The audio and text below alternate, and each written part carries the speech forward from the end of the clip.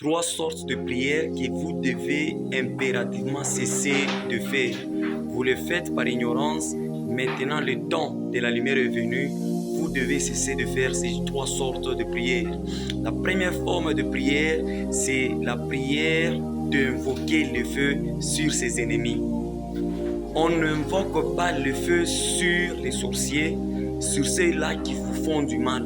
On n'invoque pas le feu, c'est une fausse prière. Bien-aimés, les ennemis dont vous considérez que ce sont des ennemis, Christ aussi est mort pour eux à la croix. Les sorciers ont besoin aussi de croire au Seigneur Jésus-Christ afin d'être sauvés. Arrêtez de faire cette sorte de prière. Elle n'est pas biblique, elle n'est pas fondée sur les enseignements des apôtres et des prophètes.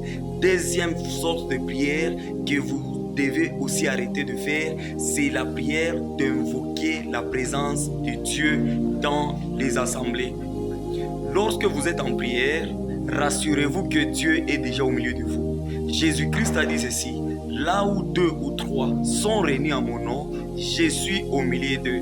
Automatiquement, une fois que vous êtes en prière, une fois que vous êtes dans une assemblée en train de prier, en train de partager la parole, le Seigneur Jésus est déjà au milieu de vous, il est déjà présent.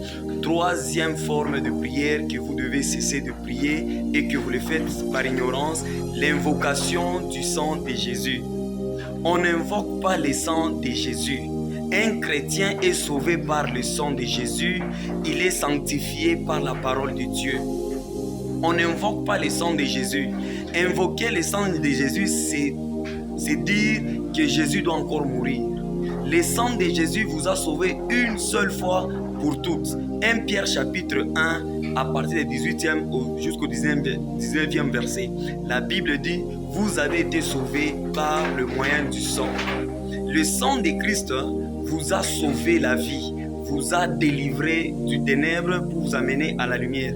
Une fois vous êtes en Christ, vous n'avez plus besoin que Christ puisse encore verser de son sang. Christ ne va plus mourir à la croix pour que vous soyez encore sauvés. Vous êtes déjà sauvés. Son sang est en vous.